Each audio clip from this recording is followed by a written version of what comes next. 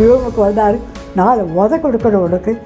என்ன ஆச்சு, எதுக்கு அப்படி பாட அப்படின்னு சாமி. நான் சொன்னேன், சாமி நீங்கள் இன்டர்வியூ அரேஞ்ச் பண்ணாதீங்க, எனக்கு கல்யாணமே வேண்டாம், கேட்க மாட்டேன்றேங்க சாமி. அவன் என்னை ரூமில் போட்டு கதை பண்ணிட்டார்.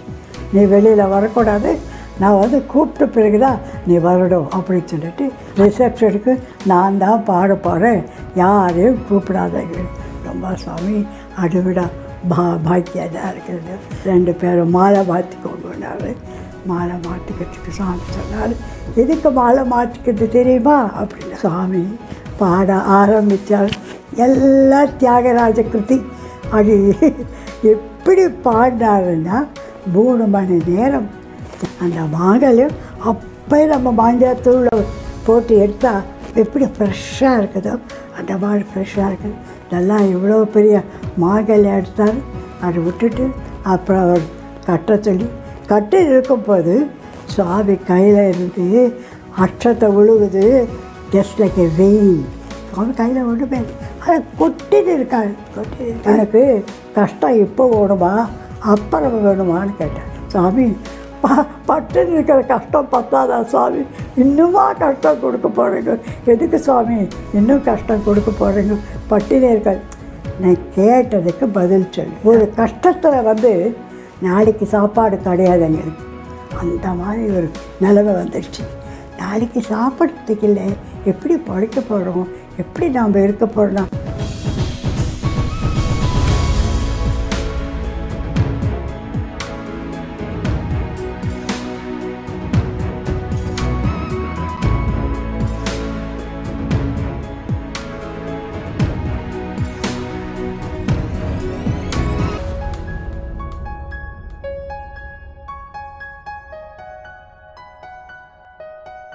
SLC பரீட்சை எல்லாம் பூர்த்தி பண்ணிக்கணும். எந்த வேலை ஆச்சுன்னா உடனே புட்டப்பட்டு போக வேண்டியது தான், பகவான்கிட்ட நிற்க வேண்டியது தான். அதாவது SLC எக்ஸாம்ஸ் நீங்கள் அதெல்லாம் படிச்சிருப்பீங்க. தரேன், ரொம்ப சந்தோஷம். நாங்கள் சித்ராவாட்டிக்கு போகிறோம். சுவாமி எப்பவும் போல் ரிசீவ் பண்ண வந்தார். நாங்கள் ஓடி போகிறோம். ஏன்னா நல்லா SLC எக்ஸாம் ரொம்ப நல்லா பண்ணோம் இல்லையா. சுவாமி அதே ஸ்பீடில் ஓடி வர்றார். ஓடி வந்த பிறகு நமஸ்காரம் பண்ண உடனே எக்ஸாம்ஸ் எப்படி பண்ண சுவாமி? நல்லா பண்ணிட்டேன்.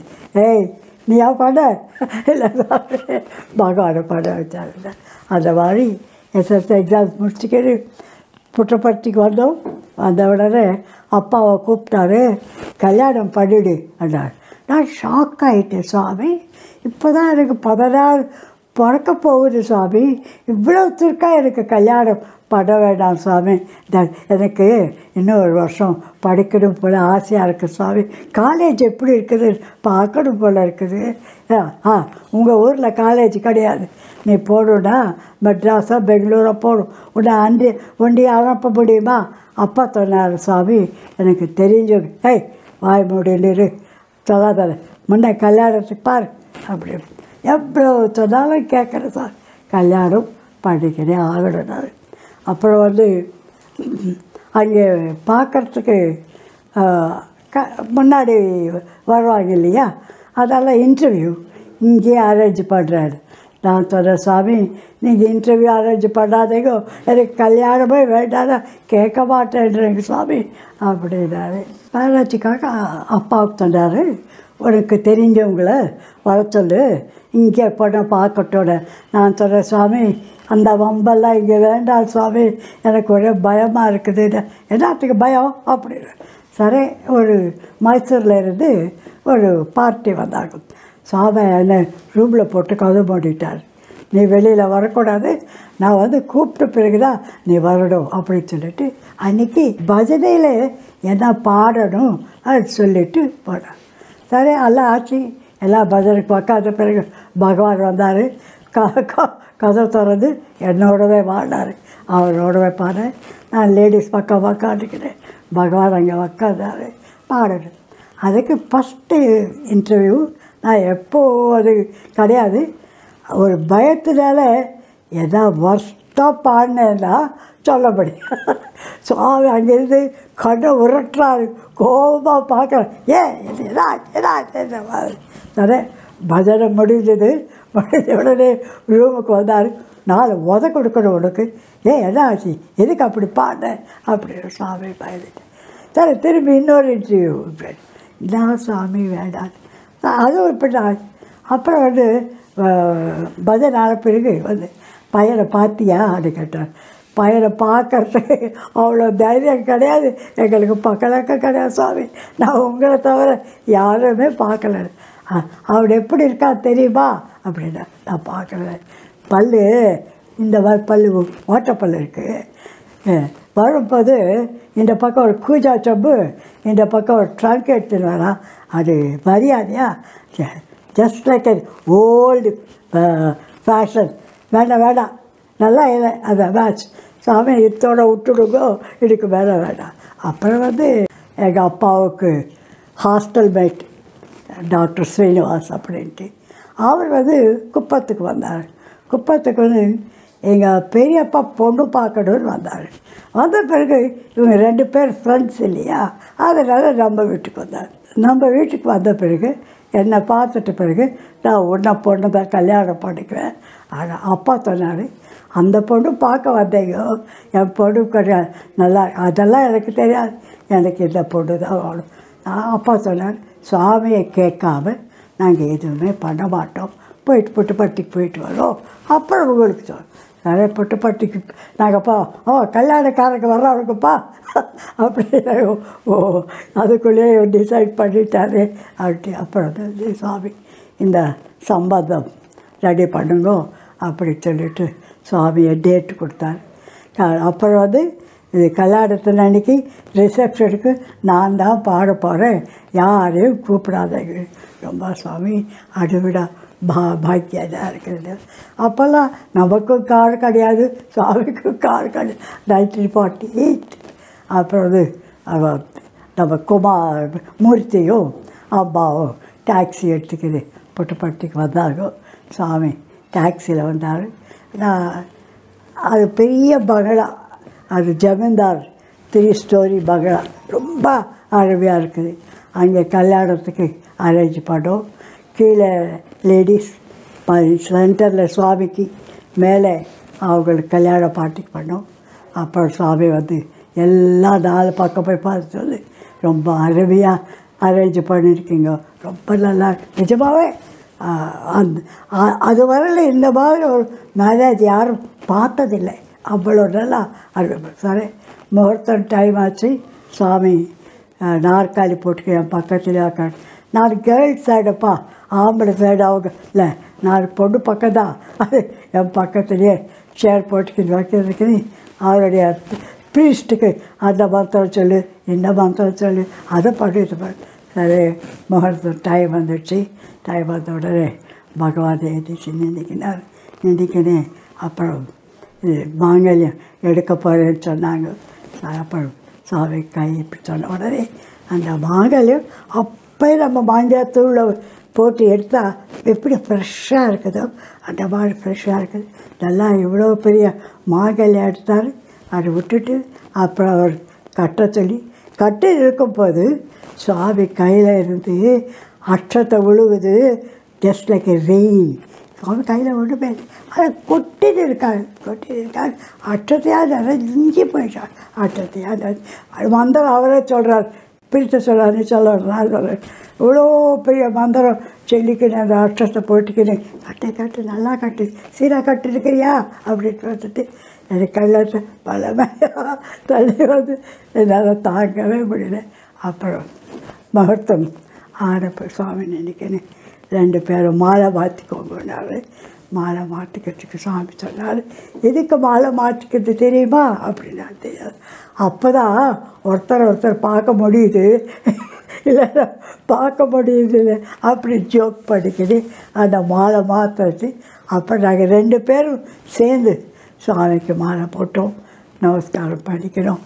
அப்போ கூட அந்த அற்றத்தை வருஷமாக குட்டிக்கிட்டே இருக்குது. நிஜமாக என்ன பண்ணுறேன். அப்புறம் அம்மா அழ ஆரம்பிச்சிட்டாங்க. சாமிக்கு நீயா போகிற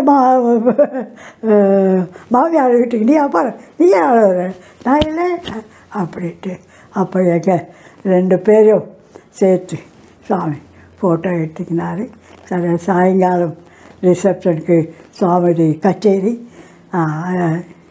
அது கச்சேரிக்கு பெங்களூரில் இருந்து ஃப்ளவர் டெக்கரேஷன்ஸுக்கு வந்தார். சரி, சுவாமிக்கு ஒரு நல்லா மடப்பம் பண்ணி சுவாமி உட்காரத்துக்கு அதெல்லாம் ரெடி பண்ணார். சுவாமி சொன்னால், நான் கூப்பிட்ற வரையிலும் நீ வெளியில் வராத அப்படின்னு சொல்ல வர மாட்டேன். அது சுவாமி வந்தார். அவரும் நான் 2 பக்கம் நின்று பொழுது சுவாமி எங்களோட நடந்து வந்தார். நிறைஞ்சு போயிருக்குது ஹால். அங்கே வந்த பிறகு சுவாமி சொன்னார், எங்கள் 2 பேர் போய் அதில் உக்காருங்க. சுவாமி, அது உங்களுக்காக பண்ணியிருக்குது, எங்களுக்காக இல்லை சுவாமி. அது உனக்கு புத்தி இருக்குதா? அது மேலே உக்காதிக்க நான் கச்சேரி பண்ண முடியுமா? அது இப்படி பண்ண முடியும்?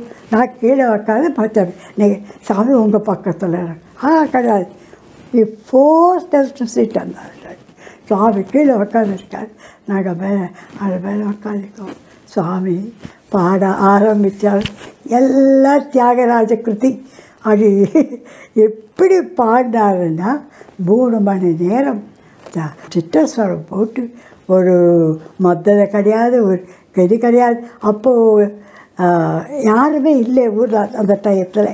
சுவாமி ஒருத்தர் எப்படி பாடினாருன்னா, அந்த லாஸ்ட்டில் இந்த జగమేలే పరమాత్మ ఎవరితో మొరలిదు நகுமோமுன அட ஜெகமேலே பரமாத்மா அது பாடும்போது அந்த வேர்டு கேட்ட உடனே த ஹோல் ஹால் அப்படி தண்ணியாக பொழுது எல்லோரும் கதறி அழுகுறாங்க. அவ்வளோ அருமையாக பண்ணாங்க சுவாமி. 3 மணி நேரம் கச்சேரி ஆச்சு. அன்றைக்கி நைட் அது வெளியில் அந்த மூன் லைட் டின்னர் அரேஞ்ச் பண்ணியிருந்தாங்க. சுவாமி அங்கே போய் எல்லோரும் பார்த்தாங்க. நிஜமாவே எப்படி அந்த கல்யாணம் நடக்க வச்சாருன்னா நிஜமாக வார்த்தையே கிடையாது. எங்கள் ஹஸ்பண்ட் பேர் மிஸ்டர் ஹேம்சந்த் அப்படின்ட்டு. நாங்கள் வைஷ்யாஸ் ஷெட்டிங்க. அப்புறம் இந்த கல்யாண பத்திரிக்கையில் அவருடைய ஹேம்சந்த் அந்த பேரை பார்த்துட்டு, என்ன ராதாகிருஷ்ணன் செட்டியார் அவ்வளோ cultural person, religious person, inter cost marriage பண்ணியிருக்காங்க, அது எப்படி சாத்தியம் அப்படின்ட்டு எல்லாருக்கும் ஒரே குழப்பம். அப்புறம் அப்பா சொன்னார், அவர் ஜப்பானில் பிறந்தார், அவருடைய ஃப்ரெண்டு பேர் வைக்கணுன்றதுக்காக அதனால் ஹேம்சந்தன் பேர் வச்சுருக்காரு, இவர் நம்ம காஸ்ட்டு தான் அப்படின்னாரு. அந்த பிறகு அப்புறம் சுவாமி சொன்னார், கல்யாணத்துக்கு முன்னாடியே எனக்கு சொன்னார், உனக்கு பெரிய நல்ல ஃபேமிலி வரும், நிறையா படம் இருக்கும், கார் இருக்கிறா அப்பா அவர் வருவார். எனக்கு எதுக்கு சுவாமி இதெல்லாம் எனக்கு வேணும். நிஜமாவே கல்யாணம் ஆன பிறகு அதான் எங்கள் மாமனார் சுகர் பேஷண்ட். அந்த நேரத்துக்கு ரொம்ப கிரிட்டிக்கலாக இருந்தார். ஏன்னா நான் மாமியார் வீட்டுக்கு போகிறதுக்கே முடியல. அவர் ஹாஸ்பிட்டலில் இருந்தார். அப்போ சொல்லி அனுப்பிச்சார், என்னை பார்க்க சொல்லு. அது ஹாஸ்பிட்டலுக்கு போன பிறகு அவருக்கு நான் சம்சாரம் பண்ணணும் பார்க்கணுன்றது ரொம்ப இஷ்டம். மாமியார் ரொம்ப வருஷத்துக்கு முன்னாடி போயிட்டாங்க. அவருக்கு அது மனசில் இருந்தது. அதான் பார்க்க முடியல. நான் ஒரு 15 நாளைக்கு அங்கே இருந்தேன்.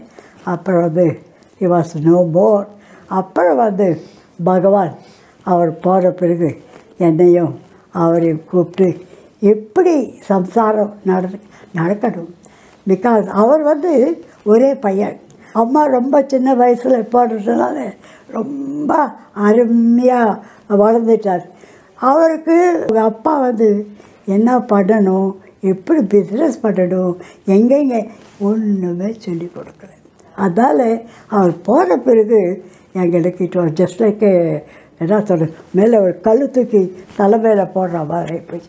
ஆனாலும் பகவான் ஒவ்வொரு நான் இருக்கேன் நான் காப்பாற்றுறேன் இப்படி ஒவ்வொரு ஸ்டெப்லேயும் அந்த கஷ்டத்தில் பகவானை காப்பாற்றினாருன்னா அது சொல்கிறதுக்கு ஒரு இதே இல்லை. அப்படி ஆச்சு. அப்புறம் பகவான் 1968 இங்கே கூப்பிட்டு அவருக்கு ஒரு வேலை கொடுத்தாரு. அவர் லைஃப்பில் தட் வாஸ் த ஃபஸ்ட்டு வேலை. ஆனால் அவன் ஒன்று பகவான் அருளாலே பகவானுடைய ஆசீர்வாதத்தினாலே எனக்கு மாமியார் கிடையாது, மாமனார் கிடையாது, எனக்கும் ஒன்றுமே தெரியாது. நாங்கள் எப்படி அந்த சம்சாரம் நடத்தணுமோ அது சொல்லவே முடியாது. ஆனாலும் பகவான் மெட்ராஸ் வந்தார்னா அக்கா வீட்டில் இருப்பார். அதாவது எங்களுக்கு போய் அங்கே இருக்கிறதுக்கு ஒரு அவகாசம் கிடச்சி சுவாமி பார்க்கும் போதெல்லாம் நான் இருக்கேன், நான் காப்பாற்றுறேன். ஏன் ஒரு கஷ்டத்தில் நாளைக்கு சாப்பாடு கிடையாது எங்களுக்கு, அந்த மாதிரி ஒரு நிலைமை வந்துடுச்சு. நாளைக்கு சாப்பிட்றதுக்கு இல்லை, எப்படி பழைக்க போகிறோம், எப்படி நாம் இருக்க போகிறோம். பகவான் உடனே என்னை வர சொல்லி கூப்பிட்டு நான் இருக்கேன், உனக்கு அந்த தைரியம் உனக்கு இல்லையா? இன்னும் மனசில் ஒரு சந்தேகம் இல்லை சுவாமி, கிடையாது. நீங்கள் இருக்கிறதுனால தான் இவ்வளவாவது நாங்கள் உயிரோடு பொழிச்சிருக்கோம். ஒவ்வொரு நிமிஷம் நீங்கள் கொடுக்குற தைரியம், நீங்கள் கொடுக்குற ஆசீர்வாதம், நீங்கள் சொல்கிற அந்த வார்த்தைக்குனால தான் நாங்கள் பொழிச்சிட்டு இருக்கோம் சுவாமி. இல்லைன்னா பொழக்க முடியாது. ஆனால் சுவாமி ஒவ்வொரு நிமிடம் இப்படி 2 பேரையும் கூப்பிட்டு ஆசீர்வாதம் பண்ணி இது பண்ணாரோ. அப்புறம் ஒரு நாளைக்கு கேட்டார், திடீர்னு இப்படி எல்லாம் கூட உட்காந்துக்கோ, உனக்கு கஷ்டம் இப்போ வேணுமா அப்புறம் வேணுமான்னு கேட்டேன். சுவாமி பட்டுன்னு இருக்கிற கஷ்டம் பத்தாதா சுவாமி, இன்னுமா கஷ்டம் கொடுக்க போகிறீங்க? எதுக்கு சுவாமி இன்னும் கஷ்டம் கொடுக்க போகிறீங்க? பட்டினே இருக்க. நான் கேட்டதுக்கு பதில் சொல்லு அப்படின்னா, சரி சுவாமி கொடுங்க, இப்போவே கொடுத்துடுங்கோ, வயசில் இருக்கோம், அனுபவிக்கிறதுக்கு கஷ்டப்படுறதுக்கு உரிமை இருக்குது, வயசான பிறகு இது வேணும். சாமி அன்னைக்கு கொடுத்த ஒரு வார்த்தை, அன்னைக்கு கொடுத்த ஒரு வாக்தானம், அன்னைக்கு கொடுத்த ஒரு தைரியம். அப்புறம் நாங்கள் ஒயிட்ஃபீல்டில் வந்த பிறகு நிஜமாகவே எந்த குறை இல்லாமல் இந்த நிமிஷம் வரையிலும் அன்னிலேருந்து எப்படி பகவானை நம்பி இருந்தோமோ, எப்படி பகவானை நாங்கள் உயிரென்றது, எப்படி பகவானுக்கு இன்றைக்கி வரையும் அப்படி ஒரு குறை இல்லாமல் காப்பாற்றினார். எங்களோட family life was very peaceful. பகவான் தெரியாது. அந்த மாதிரி சந்தோஷமாக அவரும் போய் சுவாமியை சேர்ந்துட்டார். லாஸ்ட் ஸ்டேஜஸில் கஷ்டப்படலை, ஹாஸ்பிட்டலுக்கு போகல, இங்கே இல்லை, படுத்தது படுக்க மாதிரி 7 நாளைக்கு ஒரு சொட்டு தண்ணி கிடையாது. நான் எதுவுமே சாப்பிட்டேன். 7 நாள் ஆன பிறகு ஜஸ்ட் லைக் யோகி எமர்ஜ்டு த சுவாமி. அதான் சுவாமி உங்கள் சங்கல்பம், நீங்கள் வளர்த்த குழந்தைங்க நாங்கள்லாம், அந்த மாதிரி கொடுத்தாரு. நான் கர்ப்பமாக இருக்கும்போது எனக்கு அப்போது இந்த பாம்புடைய இது சாபம் ஒன்று இருக்குது. அதனால் நான் படுத்தா அந்த பாம்பு துரத்துக்கினே வரும். அந்த பயத்தில் நான் படுக்க மாட்டேன், உக்காந்துக்கினே ராவு கூட உக்காந்துக்கினே இருப்பேன். அப்புறம் சுவாமிக்கு சொன்னேன், சுவாமி இந்த மாதிரி ஒரு பாம்பு தொந்தரவு பண்ணுது சுவாமி, ராவில் படுக்க முடியல, ராவும் பகலும் உக்காந்தினே இருக்கிறேன் அப்படின்னு சொன்னேன். ஆமாம், ஒரு சாபம் இருக்குது உங்களுக்கு, உங்கள் ஃபேமிலிக்கே இருக்குது அப்படின்னு சொல்லிட்டு சுவாமி ஒரு நாகம் ஒன்று சின்னது எடுத்து கொடுத்தார். சின்னது எடுத்து கொடுத்து அதுக்கு எவ்ரிடே அபிஷேகம் பண்ணி அது சாப்பிடும், சரியாக இருக்கக்கூடாதுன்னார். அதான் இந்த பையன் பிறக்கிற வரையிலும் அதனுடைய சாபம் வேறவே இருந்தது. ஆனால் இவன் பிறக்கும்போது கூட சுவாமி சொன்னார், பையன்தான் பிறக்க போகிறான், ஒன்றும் கவலைப்படாத, நான் பார்த்துக்கிறேன், எல்லா விதமாக நான் பார்த்துக்கிறேன்னாரு. அவன் பிறந்த பிறகு கூட ஆனால் என்றைக்கு சுவாமி அந்த நாகம் எடுத்து கொடுத்தாரோ அன்னிலேருந்து இது ராவில் கலாட்டா பண்ணாது. ஆனால் தூங்க முடியாது, கீழே தூங்க முடியாது, மேலே தான் பட்டு எப்படினாலும் நல்லா சுகமாக ஆச்சு. பையன் பிறந்தான். சுவாமி நான் தான் பேர் வைக்கணும்னா, ஆமாம் சுவாமி எங்களுக்கு வேறு யார் இருக்காங்க சுவாமி, எல்லாத்துக்கும் நீங்கள் தான் சொன்னேன். அப்புறம் இவனை அப்புறம் பெங்களூர் சாக்கம்மா வீட்டில் இருந்தார் சுவாமி. சரி இவனை எடுத்துருப்பேன். நல்லா இருக்கானே, விளையாக இருக்கா, நல்லா ஃபாரினராட்டம் இருக்கானே அப்படி சுவாமி கையில் தூக்கி கொஞ்சம் நேரம் வச்சுக்கின்னு ஆரம்பிச்சு என்ன பேர் வைக்கலான்னு இஷ்டம். அவங்க அப்பா பேர் ஹேம்சந்த் இல்லையா, அதனால் இவன் பிருத்விசந்த் பேர் வைக்க சுவாமி உங்கள் இஷ்டம் தான் பேர் வச்சார். அப்புறம் இவனுக்கு படிக்கிறதுக்கு பகவான் தான் பெங்களூரில் காலேஜில் சீட்டு வாங்கி கொடுத்தாரு. அது சீட்டு கிடைக்கிறதுக்கா அது ஒரு பெரிய கதை. அது எப்படி ஆகட்டும். இவன் காலேஜ் முடிச்சுட்டு வந்து இது கெமிஸ்ட்ரி படித்தான். சாமி வந்து இவனை பேங்க்கில் சேர்றார். இவர் ஆளுங்க சுவாமி கெமிஸ்ட்ரி படிச்சுட்டு வந்து பேங்க்கில் நான் சொன்னதை கேளு சாமி, பேங்க் பற்றி எனக்கு ஒன்றுமே தெரியாது, நான் என்ன நீ ஒன்றும் பண்ணாதே போய் உக்கார் அவர். அப்புறம் வந்து இந்த மிஸ்டர் பூஞ்சா அவர் வந்து வாஸ் த பேங்க் மேனேஜர். அவரே வீட்டுக்கு வந்தார். வீட்டுக்கு வந்து பையனை கூப்பிட்டு இவர் அழுந்திங்கன்னே போனான். நான் சொன்னேன் சுவாமி சொன்னது கேளு அவ்வளோதான். போனால் அங்கே என்ன எழுதினாலோ என்ன பண்ணாலும் ஒன்றுமே தெரியாது. ஆனால் he got a wonderful job in the bank. எதுக்கு அன்றைக்கி பேங்க்கில் படிக்க சொன்னாருன்னா, இன்றைக்கி he is managing 40 books. இந்த புக்குக்கு பேங்க் நாலேஜ் இல்லைன்னா அது எப்படி அனுப்பணும், எப்படி சேர்க்கணும், பேங்க்கில் பணம் எப்படி போடணும், அதெல்லாம் எவ்வளோ வேலை இருக்குது. அப்புறம் சொன்ன பார்த்தியா, பகவான் என்ன சொன்னாலும் அதுக்கு ஒரு பொருள் இருக்கவே இருக்குது.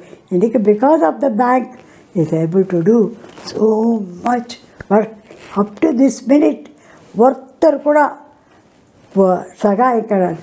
எங்கள் ஃபேமிலிக்குள்ளேயே இவ்வளோ புஸ்தகம் more than 40,000 books are on the top இருக்குது எல்லா லாங்குவேஜ். எப்படி பண்ண முடியுது?